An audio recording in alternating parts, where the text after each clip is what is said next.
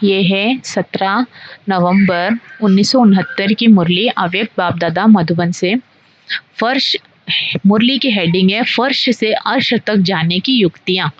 फर्श से अर्श तक जाने की युक्तियाँ। यहाँ भट्टी में किस लिए आए हो? देह में रहते विदेही हो रहने के अभ्यास के लिए। जब से यहाँ पांव रखते हो तब से ही यह स्थिति होनी चाहिए। जो लक्ष्य रखा जाता है उसको पूर्ण करने के लिए अभ्यास और अटेंशन चाहिए। बाप दादा हर एक को नई बात के लिए ही बुलाते हैं। अधर कुमारों को विशेष इसलिए बुलाया है। पहले तो अपना जो गृहस्थ व्यवहार बनाया है उसमें जो उल्टी सीढ़ी चढ़ी है उस उल्टी सीढ़ी से नीचे उतरने के लिए बुलाया है, और उल्टी सीढ़ी से उतार कर फिर किसमें चढ़ाना है? अर्श से फर्श पर, फिर फर्श से अर्श तक। उल्टी सीढ़ी का कुछ न कुछ जो ज्ञान रहता है उस ज्ञान से अज्ञानी बनाने के लिए और जो सत्य ज्ञान है उनकी पहचान देकर ज्ञान स्वरूप बनाने के लिए बुलाया है। पहले उतारना है फिर चखाना है, जब तक पूरे फिर चढ़ाना है। जब तक पूरे उतरे नहीं है तो चढ़ भी नहीं सकते। सभी बातों में अपने को उतारने के लिए तैयार हो। कितनी बड़ी सीढ़ी से उतरना है? उल्टी सीढ़ी कितनी लंबी है?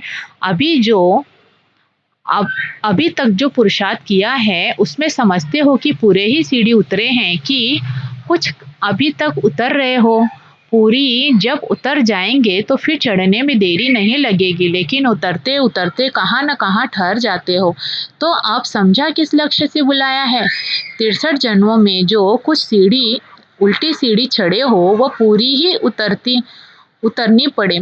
फिर चढ़ना भी है। उतरना सहज है, वो चढ़ना सहज है। उतरना सहज है, वो उतरना भी मुश्किल है। अभी आप जो पुरुषार्थ कर रहे हो वो उतर कर चढ़ने का कर रहे हो कि सिर्फ चढ़ने का कर रहे हो? कुछ मिटा रहे हो और कुछ बना रहे हो। दोनों काम चलता है ना। आपको मालूम है लास्ट पौड़ी यानी सीढ़ी कौन सी उतरनी है। इस देह के भान को छोड़ देना है। जैसे कोई शरीर के वस्त्र उतारते हो तो कितना सहज उतारते हो, वैसे ही ये शरीर रूपी वस्त्र भी सहज उतार सको और सहज ही समय पर धारण कर सको। किसको? यह अभ्यास पूर्ण रीति से सीखना है। लेकिन कोई का यह देह अभिमान क्यों नहीं टूटता है?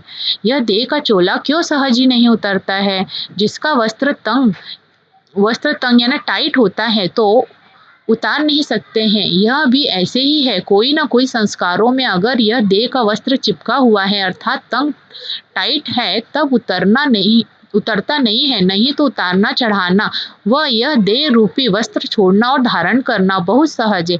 जैसे कि स्थूल वस्त्र उतारना और पहनना सहज होता है, तो यही देखना है कि यह देह रूपी वस्त्र किस संस्कार से लटका हुआ है। जब सभी संस्कारों से न्यारा हो जाएंगे तो फिर अवस्था भी न्यारी हो जाएगी। इसलिए बाप दादा भी कई बार समझाते हैं कि सभी बातों में इजी रहो। जब खुद सभी में इजी रहेंगे तो सभी कार्य भी इजी होंगे। अपने को टाइट करने से कार्य में भी टाइटनेस आ जाती है।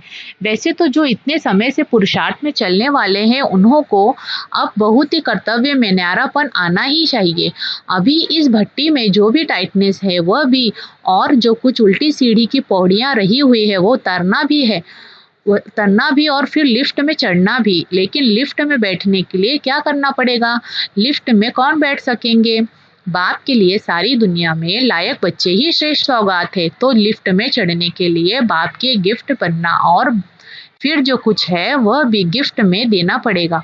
गिफ्ट देनी भी पड़ेगी और बाप के गिफ्ट बनना भी पड़ेगा, तब लिफ्ट में बैठ सकेंगे। समझा? अभी देखना है दोनों का काम किए हैं, गिफ्ट भी दी है और गिफ्ट बने भी हैं। गिफ्ट को बहुत संभाला जाता है और गिफ्ट को शोकेश में सजा कर रखते हैं।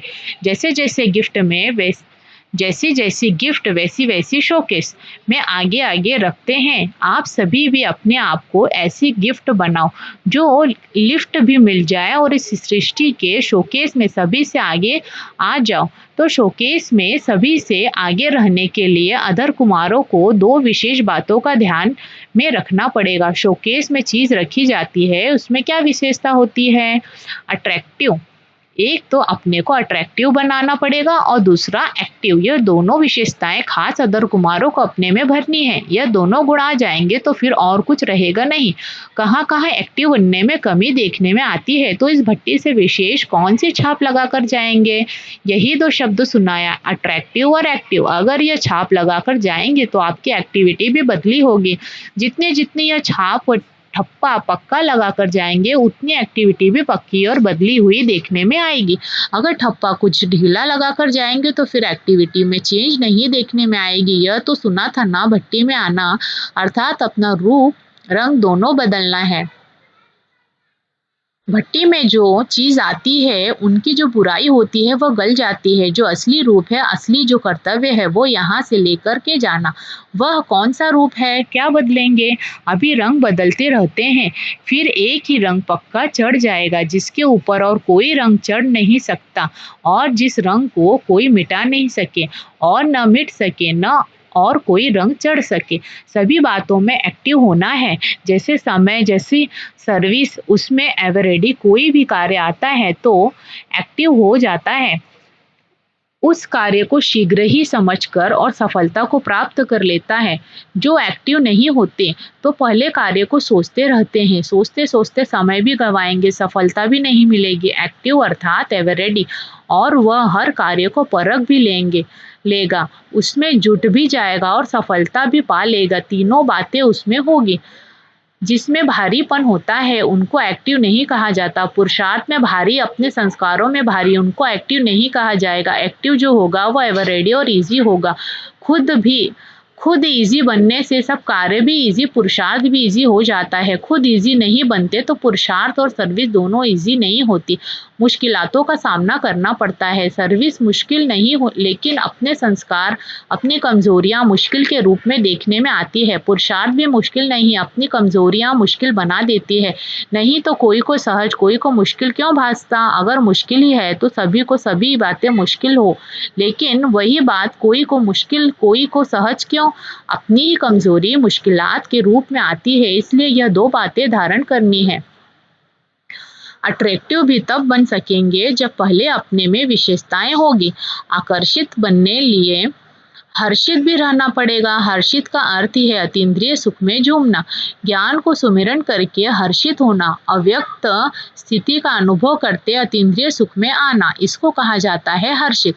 हर्षित भी मन से और तन से, दोनों से होना है। ऐसा जो हर्षित होता है वही आकर्षित होता है। प्रकृति और माया के अधीन न होकर दोनों को अधीन करना चाहिए। अधीन हो जाने के कारण अपना अधिकार खो लेते हैं, तो अधीन नहीं होना है, अधीन करना है, तब अपना अधिकार प्राप्त करेंगे। और जितना अधिकार प्राप्त करेंगे उतना प्रकृति और लोगों द्वारा सत्कार होगा। जो सत्कार कराने लिए क्या करना पड़ेगा? अधीनपन छोड़कर अपना अधिकार रखो। अधिकार रखने से अधिकारी बनेंगे, लेकिन अधिकार छोड़ करके अधीन बन जाते हो। छोटी छोटी बातों के अधीन बन जाते हो, अपनी ही रचना के अधीन बन जाते हैं। लौकिक बच्चे तो भल हैं, लेकिन अपनी ही रचना अर्थात संकल्पों के अधीन हो जाते हैं। जैसे लौकिक रचना से अधीन बनते हो, वैसे ही अब भी अपनी रचना संकल्पों के भी अधीन बन जाते हो। अपनी रचना कर्मेंद्रियों के भी अधीन बन जाते हो। अधीन बनने से ही अपना जन्मसिद्ध अधिकार खो लेते हो। तो बच्चे बने और अधिकार हुआ। सर्वथा सुख, शांति और पवित्रता का जन्म सिद्ध अधिकार कहते हो ना। अपने आप से पूछो कि बच्चा बना और पवित्रता, सुख, शांति का अधिकार प्राप्त किया। अगर अधिकार छूट जाता है तो कोई बात के अधिकार अधीन बन जाते हो, तो अब अधीनता को छोड़ो, अपने जन्म सिद्ध अधिकार को प्राप्त करो। यह जो सब कहते हो कब प्रभाव निकलेगा? यह प्रभाव भी क्यों नहीं निकलता? कारण क्या? क्योंकि अब तक कई बातों में खुद ही प्रभावित होते रहते हो। तो जो खुद प्रभावित होता रहता है उनका प्रभाव नहीं निकलता। प्रभाव चाहते हो तो इन सभी बातों में प्रभावित नहीं होना, फिर देखो कितना जल्दी प्रभाव निकलता है। अपनी एक्टिविटी से अंदाजा निकाल सकते हो। ऐसा सौभाग्य सारे कल्प में एक ही बार मिलता है। सतयुग में भी लौकिक बाप के साथ रहेंगे, पारलौकिक बाप के साथ नहीं। 84 जन्मों में कितना श्रृंगार किया होगा, भिन्न भिन्न प्रकार के बहुत श्रृंगार किए। बाप दादा का स्नेह यही है कि बच्चों को श्रृंगार कर शोकेश में सृष्टि के सामने लाए।